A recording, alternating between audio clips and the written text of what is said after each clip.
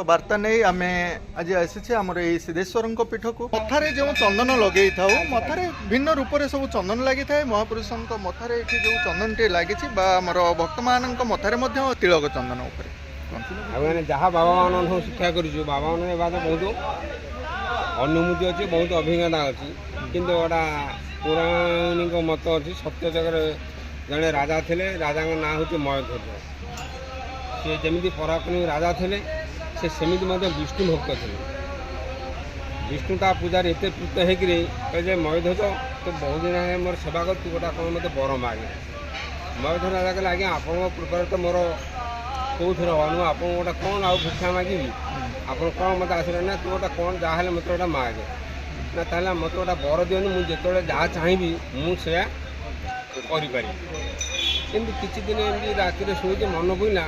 अरे प्रभु जो बर देते मुझे आसे वयस्क है कि दिन मन में बरटा को तो मुझे सदुव्यवहार करें कौन कौन कौन कर मोर तो सबू अच्छी ताले प्रभु तो कहते मुझे जो जहाँ चाहिए सेवा करी ताले मु स्वर्गर राजा कहीं नहबी मु इंद्रपद नेबी आ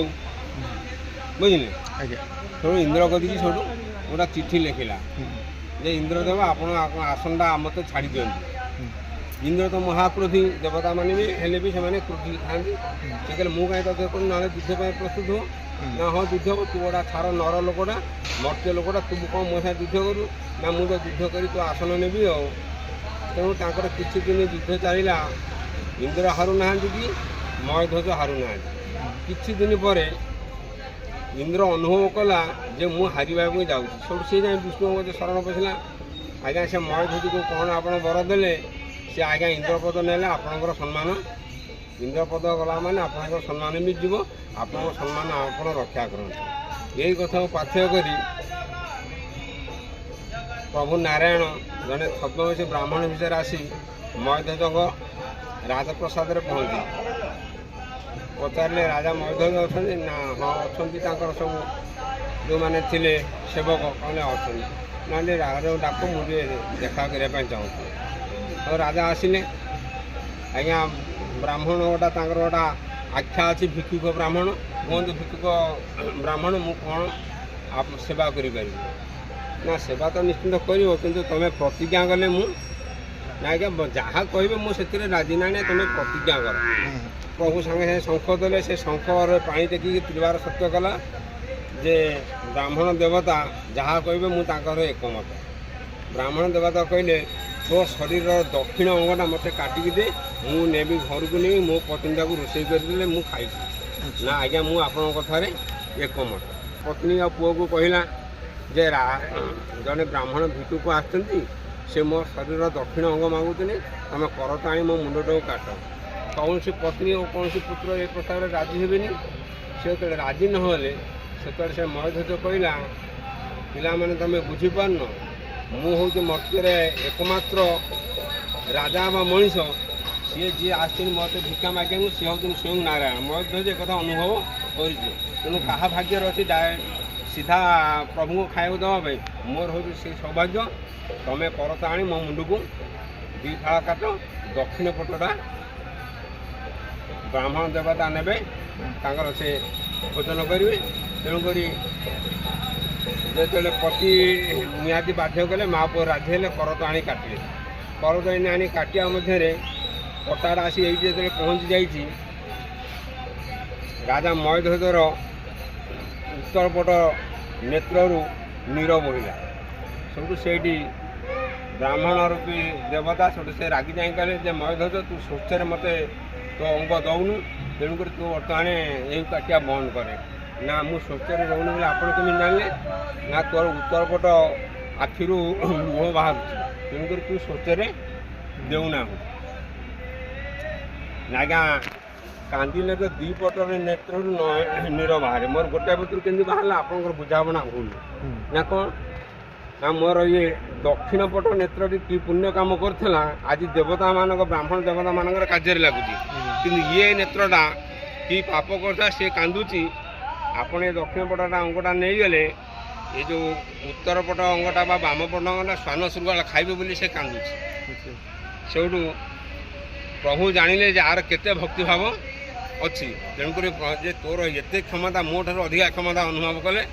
ତେଣୁକରି ସେଇଠୁ କଟା ବନ୍ଦ ରହିଲା ଯେ ଆଜିଠାରୁ ମୋତେ ଯେଉଁମାନେ ସେବା କରିବେ ସେମାନେ ଏମିତି ତିଳ କାଟିବେ, ଏମିତି ତିଳ କାଟିଲେ ରକ୍ତ ଟିକେ ବୋହି ଆସିବ, ବୁଝିଲେ। ଦୁଇ କରଣା ମାଂସ ରହିଲା, ତେଣୁ ମଝିରେ ରକ୍ତ ରହିଲା, ତେଣୁ ସମସ୍ତେ ଏମିତି ତିଳକ କାଟିବେ ଯେ ମୋତେ ଯେଉଁମାନେ ଆଶ୍ରୟ କରିବେ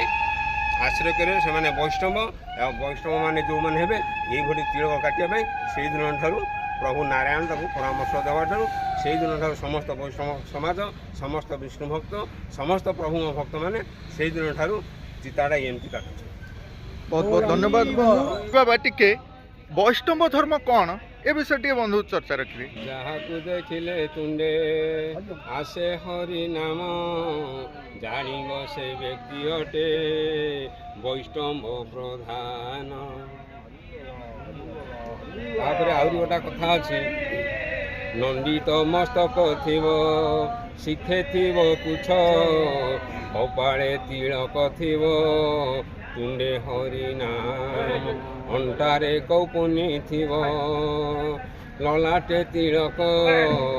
ଏତାନି ପଞ୍ଚ ଲକ୍ଷଣ ବୈଷ୍ଣବ ମାନଙ୍କର। ଗୋଟେ କଥା ଅଛି, କନକ କାମିନୀ ଆର ପ୍ରତିଷ୍ଠାତା ଯିଏ ଛାଡ଼ି ଅଛି ସେ ବୈଷ୍ଣବ ହୋଇଅଛି। କନକ ହେଲା ଧନ ସମ୍ପତ୍ତି, କାମିନୀ ହେଲା ନାରୀ। କନକ କାମିନୀ ଆର ପ୍ରତିଷ୍ଠାତା ମୋ ବାପାର ଅମକ ଅଛି, ମୋ ପତ୍ନୀର ଅମକ ଅଛି, ମୋ ଭାଇର ଏଇସବୁ ଅଛି, ଏଇସବୁ ଯିଏ ତ୍ୟାଗ କରିଛି ସେ ମଧ୍ୟ ବୈଷ୍ଣବ ହୋଇଅଛି। ବହୁତ ସୁନ୍ଦର କଥାଟିଏ ରଖିଲେ ଆଜ୍ଞା, କେହି ସିଧା ବୋଲି କାଟିପାରିବେ ନାହିଁ। ରାଜନୀତି, ଅର୍ଥନୀତି, ଆଜ୍ଞା ଧର୍ମ ଯାହା ସମାଜେ ଗୋଷ୍ଠୀ ବନ୍ଧନ ଏ ସକଳ ମାୟା ସାଗରରେ ପ୍ରାଣୀ କରିଅଛି ଘର, ସେ କାହୁଁ ପାଇବ ମୋତେ, ପ୍ରଭୁ କହୁଛନ୍ତି ଆଜ୍ଞା ସେ କାହୁଁ ପାଇବ ମୋତେ ତର୍କ ହେବ ସମ। ଲୋକ କହିଥାନ୍ତି ରାମ କୃଷ୍ଣ ହରିହର, ଗୋବିନ୍ଦ ଗୋପାଳ ଶଙ୍ଖ ଚକ୍ର ଗଦାଧର, କେ ବୋଲଇ କାଳୀ ଦୁର୍ଗା, କେ ବୋଲଇ ରାଧା, କେହୁ ବା ଏକାକ୍ଷରକୁ କରୁଥାନ୍ତି ଯେଉଁ ନାମ ସେହି ମନ୍ତ୍ର ନୁହେଁ ଭିନ୍ନ ଭିନ୍ନ, ନାମ ବୋଲ ମନ୍ତ୍ର ବୋଲ ଉଭୟ ସମାନ। ଆଜ୍ଞା ମନ ମନ୍ଦିରକୁ ନାମ ନ କଲେ ଆଶ୍ରମ,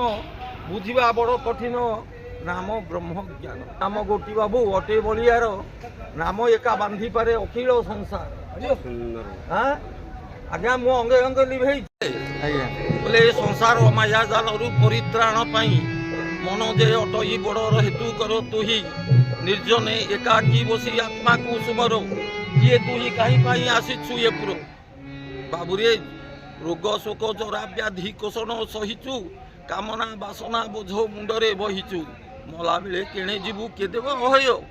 ଏକଥା ବିଚାରି ଆଗେ ମନ କର ଥୟ, ମନ ଥୟ ହେଲେ ମୁକ୍ତି ପଥ ଦେଖାଦେବ, ସାଜୁଲ୍ୟ ସାଲୋକ୍ୟ ପୁଣି ସାରୂପ୍ୟର ଭାବ,